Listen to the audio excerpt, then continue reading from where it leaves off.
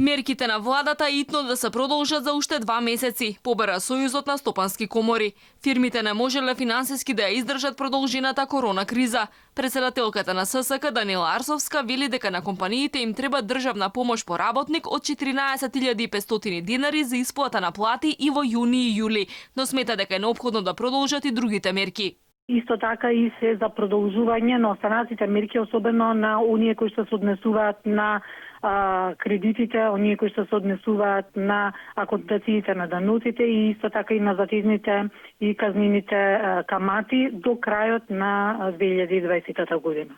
Дури 80% од компаниите претрпеле огромни штети и се сериозно засегнати од корона кризата, велат од ССК. И тие што ги отвориле објектите, работеле со намален капацитет, ретко кои имал купувачи, па не можеле да ги покријат ниту најосновните трошоци. Од прилика над 86% сметаат дека мерките не се во согласност со она кој што е нивна потреба во моментот и нема да задоволат целосно потребите тие да останат ликвидни, меѓутоа во секој случај се нешто кое што од помош за нив и треба да се помогне, затоа што знаеме дека ќе бидат далекосежни последиците доколку се дозволи економскиот циклус да запре.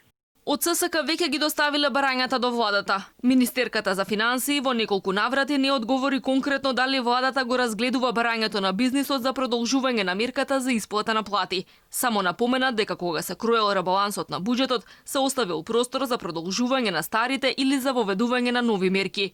За потсетување, помошта за исплата на плати ја нема во последниот трет сет мерки. Ангеловска е задоволна од мерката и покрај тоа што за април ја искористија едва 19.000 фирми за 127.000 вработени, од очекуваните 35.000 компании за 250.000 работници, како што беше претходно најавено.